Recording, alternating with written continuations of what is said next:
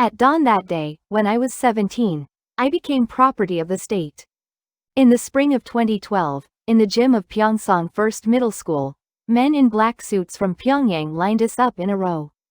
Height, weight, face shape, skin condition like buyers at a livestock market, they examined every inch of our bodies.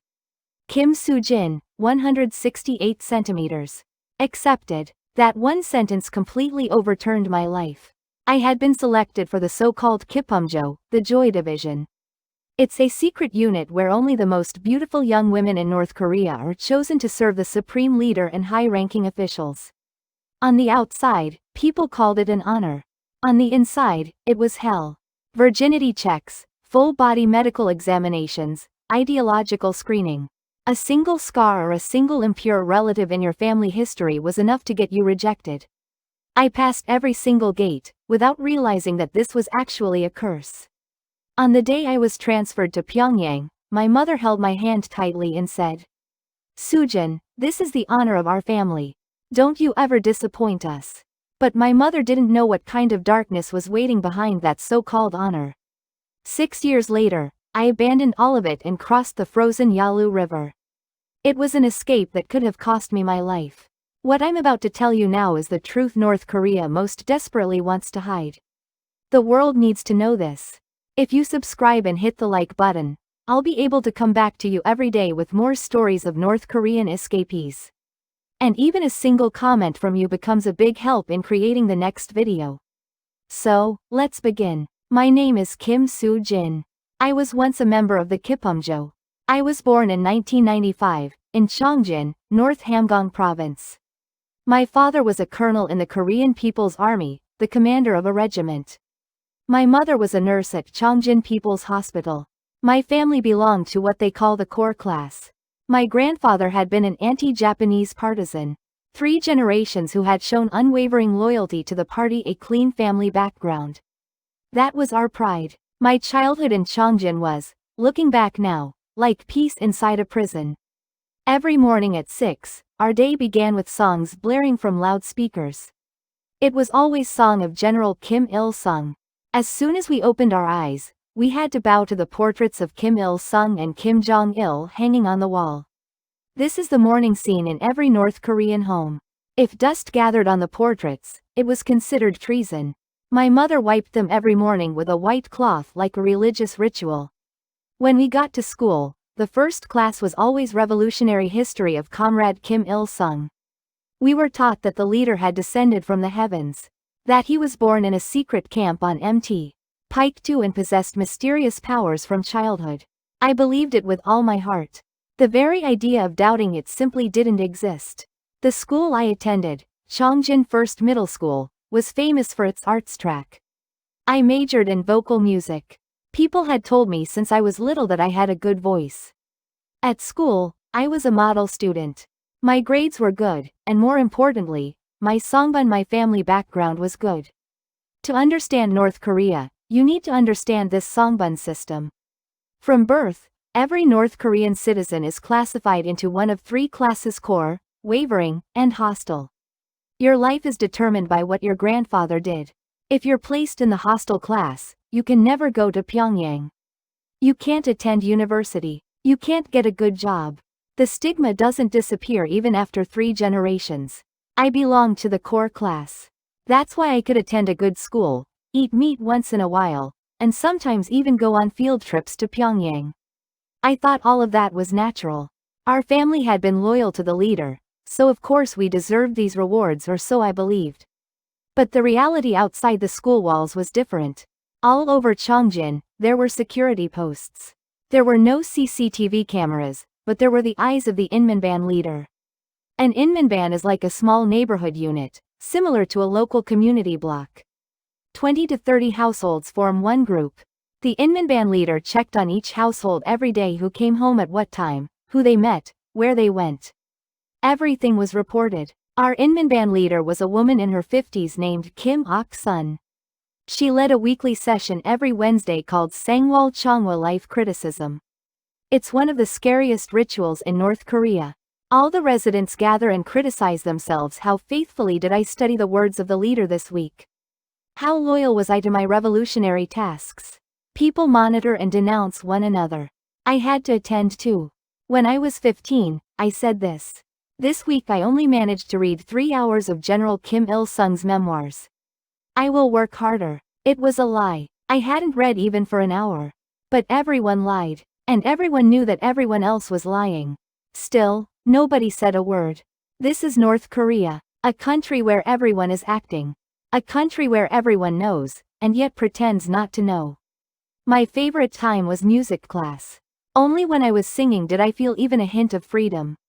Of course, the songs we were allowed to sing were Fixed Song of General Kim Jong-il, Let the Party's Red Flag Fly High, If Korea Decides, It Does It.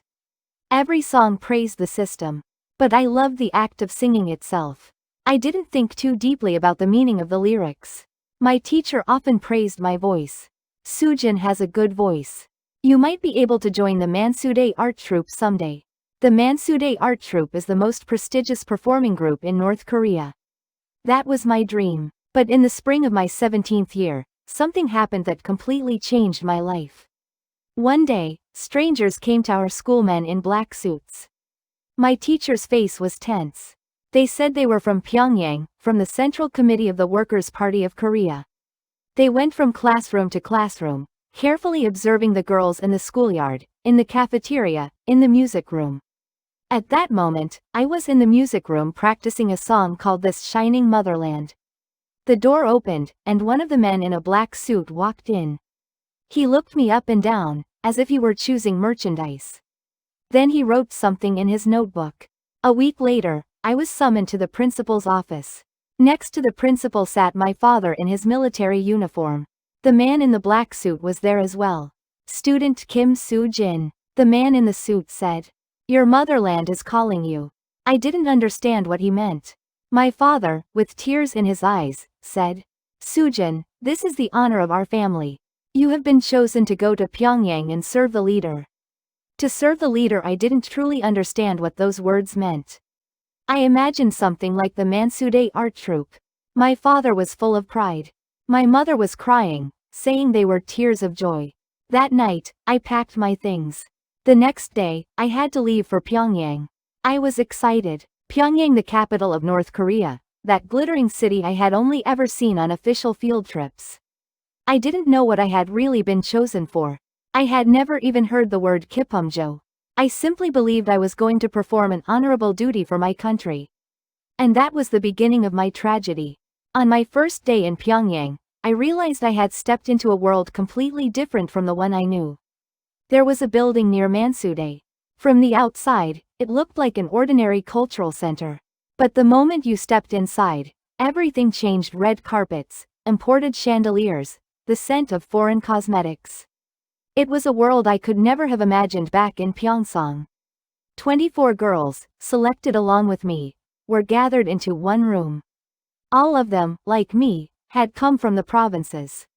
All of them were unmarried girls between 17 and 20. We glanced at each other's faces with anxious eyes, but no one spoke. The first round of education began. A woman who looked to be in her mid-40s stood before us. "From today on, you will carry out the most glorious mission in all of Korea," she said. "You will serve our beloved Supreme Commander and the core cadres of the party. This is a privilege, and also your duty." She divided us into 3 groups: the art group, in charge of singing and dancing; the service group, in charge of massage and personal attendance; and the happiness group, made up of the youngest girls. I was assigned to the service group. Training began every morning at 5. Massage techniques, how to pour tea, how to walk, even the angle at which we should meet someone's eyes, everything was controlled and corrected. When you smile, don't show more than 3 teeth. Keep your head lowered by 15 degrees at all times.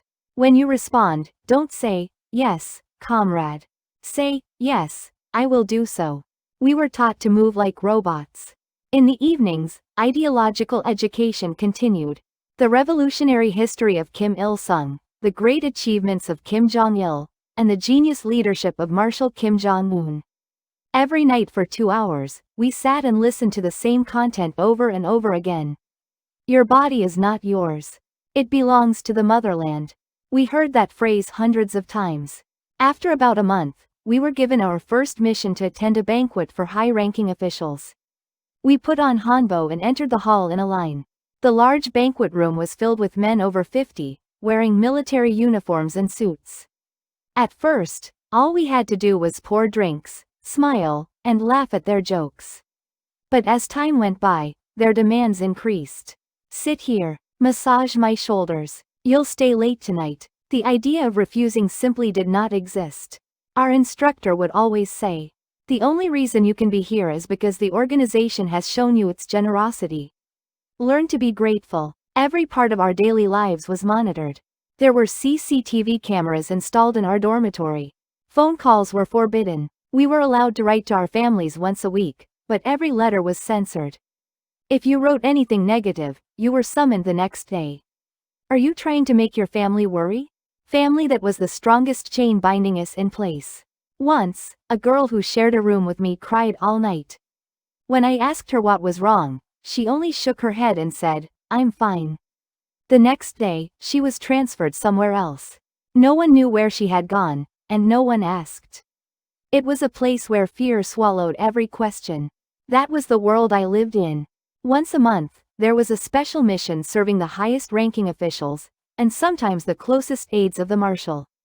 After those events, we received performance pay, foreign cosmetics, imported snacks, and sometimes US dollars. Things ordinary people outside might never see in their entire lives. At first, I felt guilty. My family in Pyeongchang wasn't even receiving proper rations, while I was surrounded by such luxury. But soon I got used to it. Later, I learned that humans can adapt to almost anything. I started to tell myself that my situation was a privilege. I had to think that way to survive. Every morning, as I put on makeup in front of the mirror, I would say to myself, "You're lucky. Other girls are working in coal mines." But at night, the truth would return. In the darkness, I felt myself slowly forgetting who I really was. 2 years passed. I turned 19 and became a senior, responsible for training the new girls who arrived. Even as I looked into their eyes, filled with fear, I repeated the same words the instructor used to say to us. "This is an honor. You should be grateful." While speaking words I didn't even believe myself, I sank deeper and deeper into the swamp. Until then, I still hadn't fully awakened. Awakening doesn't happen all at once. Tiny cracks appear, one after another, and eventually the entire wall collapses. It was 2015, the year I turned 20. That summer, we were given a special mission to perform at a banquet welcoming foreign dignitaries. Unlike usual, we were dressed in Western-style dresses and told to sing foreign songs. I didn't understand English, but all I had to do was memorize the sounds and sing. My lips moved without knowing the meaning. It felt like a small version of my entire life. After the banquet, I met a woman cleaning the hallway. She looked to be in her 50s, extremely thin and frail. "Comrade, you were truly beautiful today," she said, looking at me. But in her eyes, I saw not admiration, but sorrow. "Thank you," I replied. She glanced around nervously, then whispered in a low voice, "Young comrade, my daughter used to be here too. 10 years ago. Now I don't even know where she is." I couldn't say anything. She quickly walked away, and I stood frozen in place. What had happened to her daughter? Did she retire like we were told, marry a bodyguard, and disappear into that life? Or was she simply erased somewhere? Later, I learned that many former members of the Kippumjo had vanished without a trace. People who know too many secrets are dangerous. That night, for the first time, I seriously thought about my own future. What would happen when I turned 25? When I turned 30? 40? The second crack came that autumn.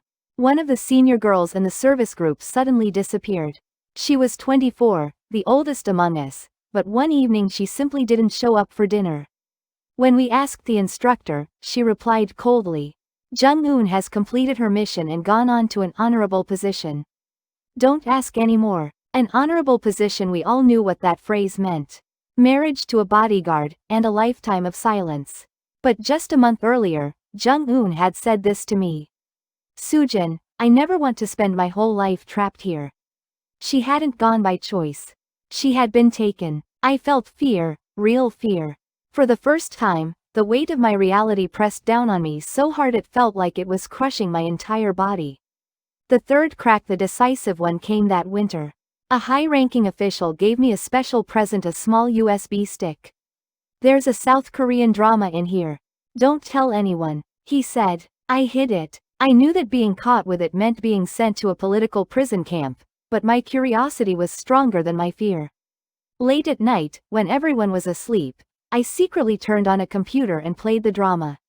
The world on that screen was completely different from the one I knew. People in South Korea spoke freely, laughed freely, got angry, and openly expressed love.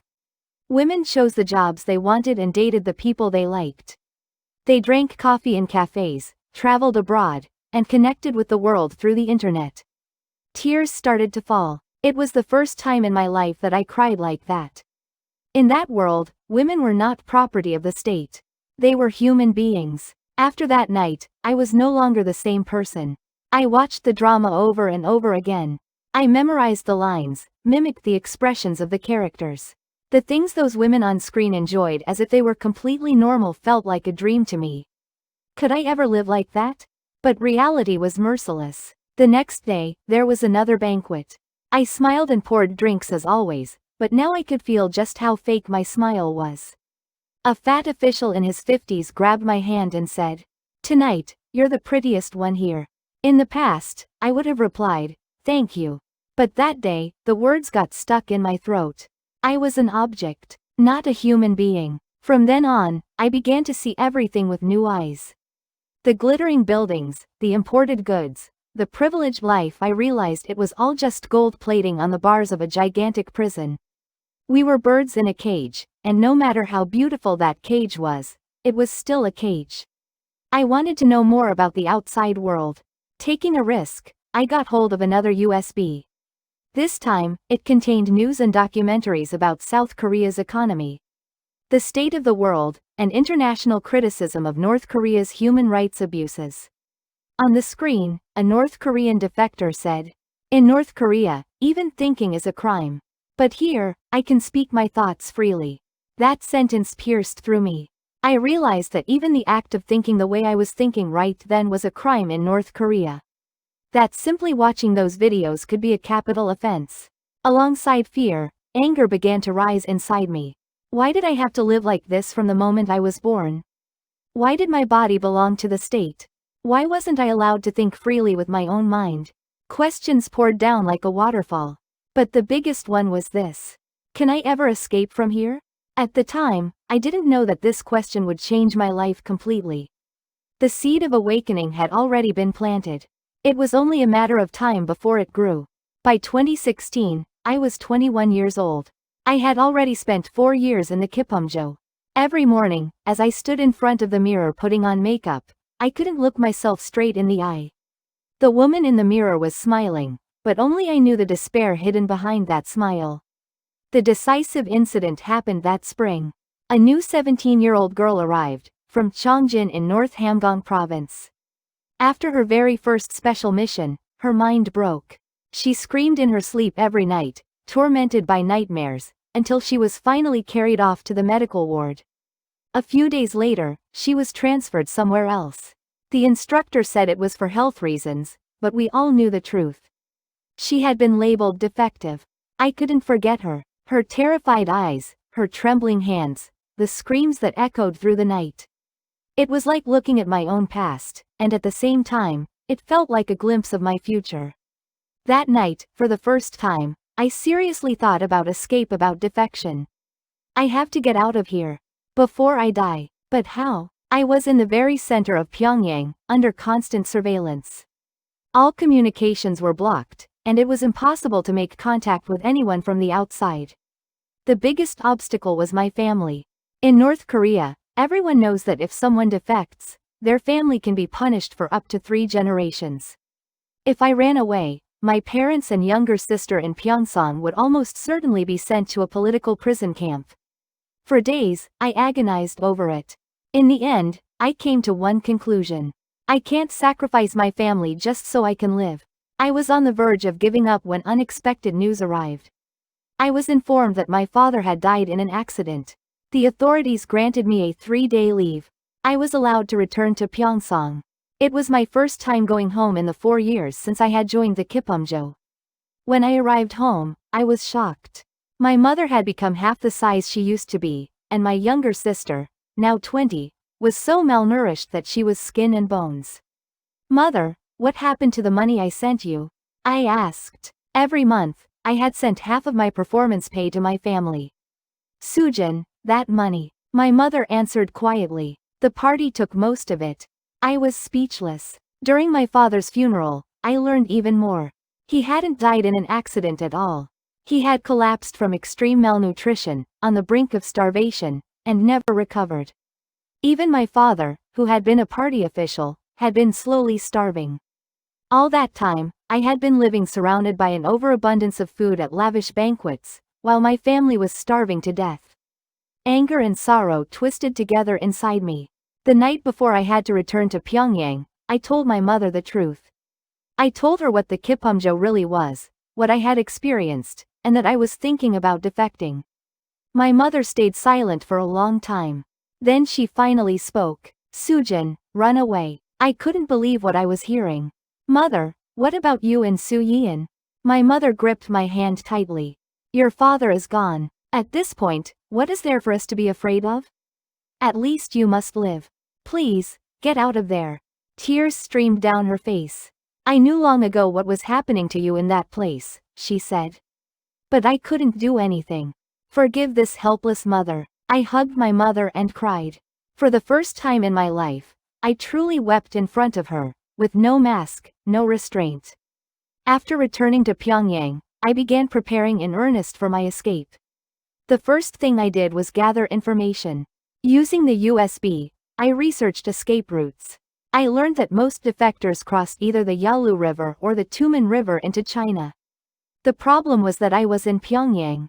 From the capital to the border is several hundred kilometers, with numerous checkpoints along the way. The second thing I did was save money. I stopped spending my performance bonuses and hid them instead. I needed US dollars and Chinese yuan. I had learned that hiring a broker to help you defect cost at least several $1,000s. The third and hardest step was to find a broker. The opportunity came from an unexpected place. There was a trader I had met at a banquet, a man who did business with China and who seemed particularly interested in me. Knowing the risk, I casually asked him one day, "Do you happen to know any way to get to South Korea?" He stared at my face for a long moment. My heart felt like it was going to explode. If he reported me to the State Security Department, I would be finished. But instead, he slowly nodded. "There is a way, but it's dangerous and expensive." I told him I would give him all the money I had saved. He wrote down a contact on a scrap of paper and said, "When you get to Sinwiju, find this man. The rest, he'll tell you." From that moment, I resigned myself to the possibility of death. The escape plan was simple on the surface. Use a scheduled leave a week later as a pretext to visit my family in Pyeongchang, then change course midway and head for Sinwiju instead. There, I would meet the broker and cross the Yalu River into China. It sounded simple, but every step was full of danger. If I was caught, I could be executed. If I succeeded, my family would be in danger. If I failed, there would be prison camps worse than hell. Even so, I had no more time to hesitate. The night before my leave, I spent my last night in the dormitory. I looked around the room. I had lived there for 4 years, but not once had it felt like home. It was time to leave the glittering prison. Even if death waited at the end of the road, I had to go. It was January 2017, in the dead of winter. That dawn, I put on my makeup as usual and packed my bag. Everything had to look normal. I kept my luggage to the bare minimum, a few changes of clothes, my money, and the scrap of paper with the broker's contact information. That was all I carried. On the way to Pyongyang Station, my heart pounded wildly. As I boarded the train, a security officer called out to me, "Comrade, your ID." My hands were shaking. He examined my ID carefully. "You're going to Pyeongchang?" "Yes. My mother is ill," I replied. He nodded and handed my ID back. I swallowed my sigh of relief. But the real danger was only beginning.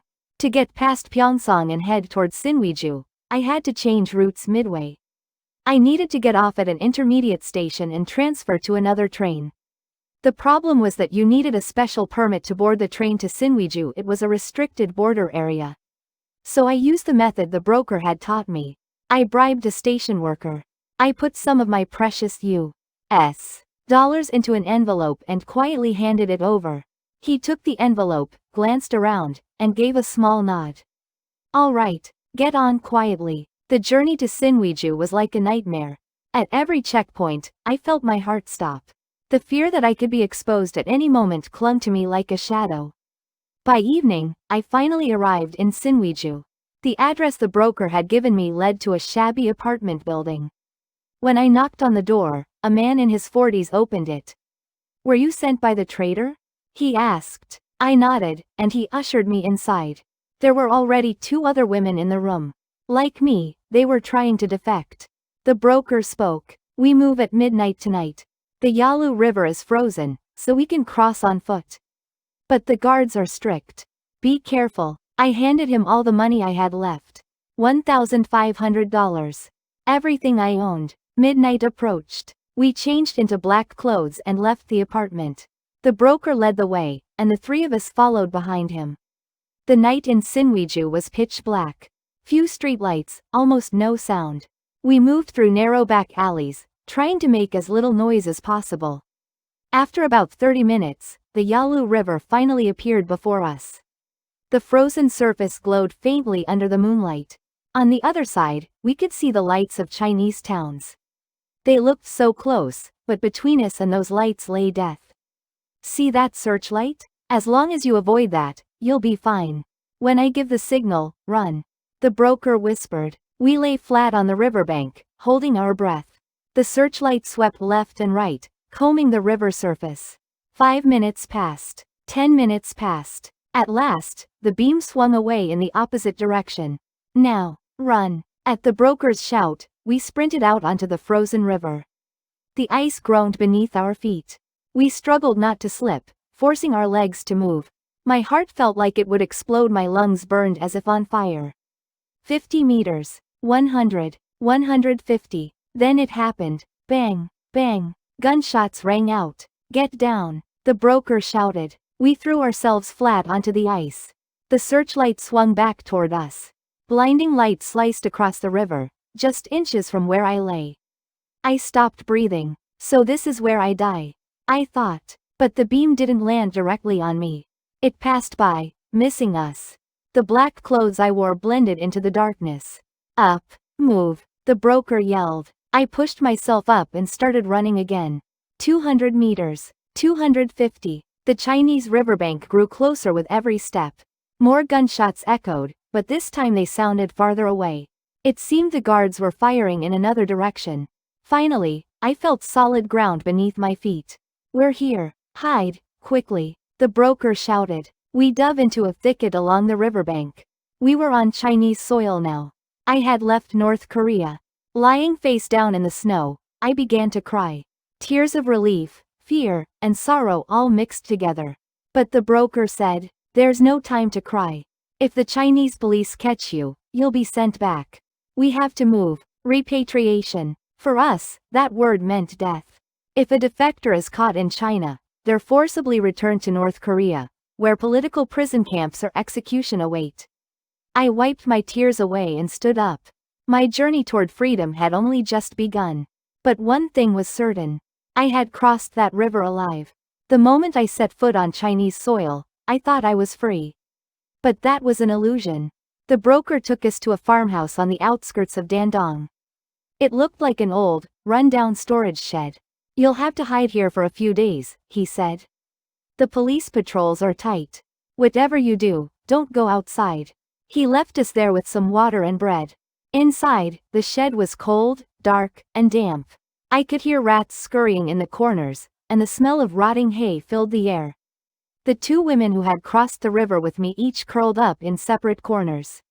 We didn't even know each other's names, and we didn't ask. If we didn't know, we couldn't give each other away under interrogation later. That first night, I couldn't sleep at all. My body was exhausted, but my mind kept racing. What happened to my family? Have they realized I'm gone? Have they already been taken away? The guilt squeezed my heart like a metal hand.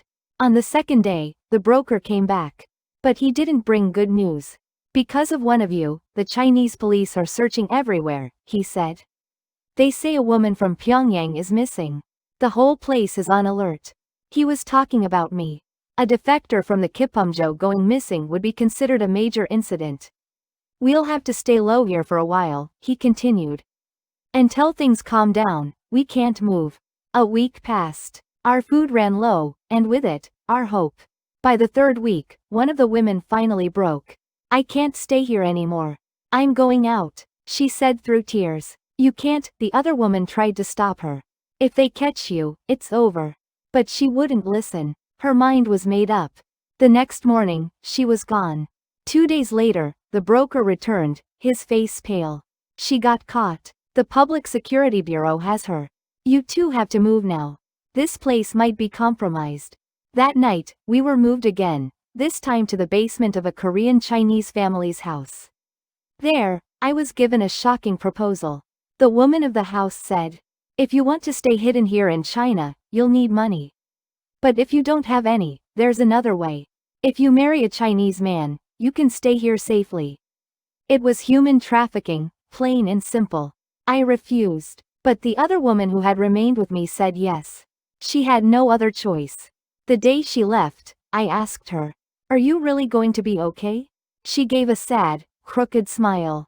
In the north, I was sold. Here, I'm being sold again. I guess being born a woman is the crime. Her words pierced my heart like a nail. And then, I was alone. Fortunately, I still had a little money left. 100 US dollars I had hidden inside my clothes before crossing the Yalu River. It was just enough to survive for a short while. But that, too, ran out quickly. After about a month, my money ran out. I begged the broker, please, help me get to South Korea. Once I'm there, I'll find a way to pay you back. He shook his head. To get to South Korea, you need at least $5,000. Without that, it's impossible.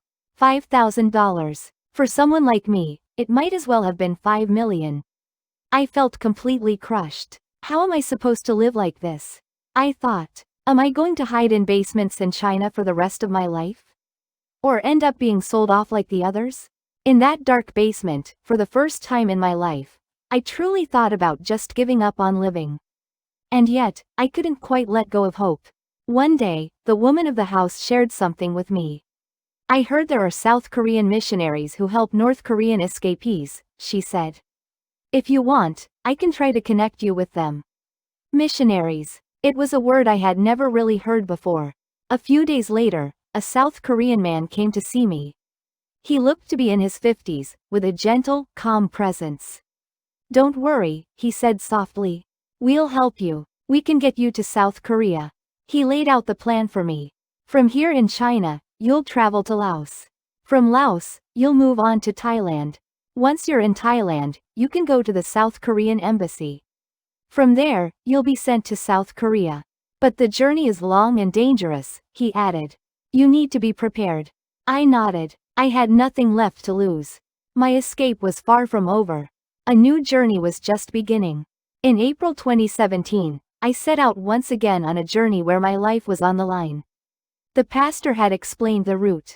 Travel from where I was in China down to Yunnan province, cross the border into Laos, follow the Mekong River, and then reach Thailand. Once in Thailand, I would turn myself in at the South Korean embassy and from there be sent to South Korea. It was a journey of thousands of kilometers. You won't be going alone, the pastor said. There will be a guide with you. He introduced me to a young Korean Chinese man who would lead us all the way to Thailand. The night before departure, I hardly slept. This really might be the end this time, I thought. If I succeed, I'll be free. If I fail, I'll die. There was no middle ground left. At dawn, we left. We rode buses and trains, heading steadily south. China was far bigger than I had ever imagined. As I watched the endless land roll past outside the window, I thought to myself. In North Korea, I never even imagined the world could be this wide. After 3 days of travel, we finally arrived in Yunnan province. There, we joined 4 other North Korean escapees. All of them, like me, were aiming for South Korea. Our guide said, "The most dangerous part is crossing the border into Laos. If we're caught, we'll be sent back to China, and from there back to the north." I didn't need him to explain what that meant. I knew too well. We decided to cross the border at night. By sunset, we had reached a small village near the border. There, we met another guide, a Laotian man. "From here on, follow me. Quietly," he said briefly, and led us into the dark forest. We walked in a single file. Thorns tore at our clothes and scratched our skin, but no one made a sound. After about 2 hours, the guide stopped.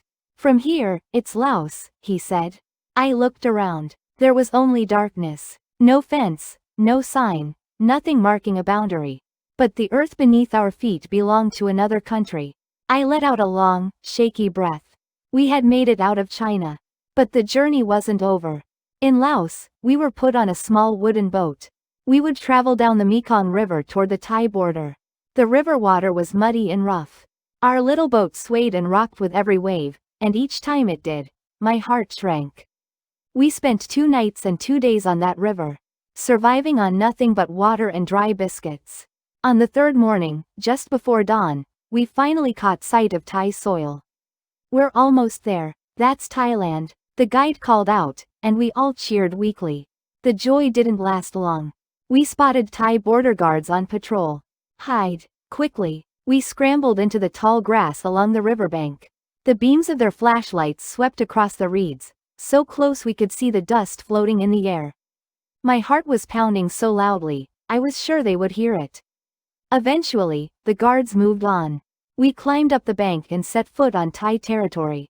"We did it. This is Thailand," one of the men shouted. My legs gave out and I collapsed onto the ground. I had no strength left. But we still weren't done. "The Korean embassy is in Bangkok," the guide said. "We go there next." Bangkok was still hundreds of kilometers away. We were crammed into the back of a truck driven by a Thai driver, hidden under a tarp like cargo. The truck rattled along the road, and all we could do was endure, pressed together in the dark. As the truck shook and bounced, I thought to myself, "I've come this far and risked everything. What kind of thing is this freedom I'm chasing?" But deep down, I already knew the answer. To live like a human being. That is what freedom is. 2 days later, we finally arrived in Bangkok. The lights of the big city were blinding. High-rise buildings, endless streams of cars, crowds of people. It felt 10 times bigger and louder than Pyongyang. But I had no energy to admire the view. We went straight to the South Korean embassy. When we reached the front gate, my heart felt like it was going to burst. If I pass through that gate, it'll be over, I thought. I'll finally be free. A security guard stood at the entrance. The guide said to me, "This is where you speak for yourself. Tell them you're from North Korea. Tell them you're a defector." With trembling legs, I walked up to the gate. The guard blocked my way. "What do you want?" I tried to make my voice as clear as possible. I'm a defector from North Korea," I said. "Please help me." He stared at my face for a long moment. Then he spoke into his radio.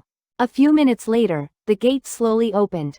A South Korean staff member came out and said, "Please, come inside. You're safe here." I walked through the gate. The moment I heard it close behind me, my legs gave out. I collapsed to my knees, put my hands on the floor, and sobbed. 5 months on the run. Thousands of kilometers of travel. Countless moments when death felt only a breath away. All of it ended there, at that gate. I had survived. I had walked through the door to freedom. Kneeling on that floor, in front of that embassy, I felt true relief for the first time in my life. In June 2017, I finally set foot in the Republic of Korea. I will never forget the feeling of landing at Incheon Airport. Bright lights, shiny, polished floors, people walking freely in all directions. It all felt unreal, like a dream. Officials from the National Intelligence Service came to meet me. They guided me kindly and respectfully. "You've been through so much," one of them said. "You're safe now." The moment I heard those words, I started crying again. I was soon sent to Hanawon, a government facility where North Korean defectors receive education and support to adapt to life in the South. At first, Everything was strange, frightening, and overwhelming. Even though we spoke the same Korean language, the expressions, tones, and ways of speaking were a little different. The culture, the customs, everything felt foreign. Would you like to pay by card? A cashier asked me this the first time I went to a supermarket. Excuse me? I didn't even know what a card was. How can you buy something without using cash? I asked. People around me chuckled, and I felt my face burn with embarrassment. But the teachers at Hanawan didn't laugh. They patiently taught us everything.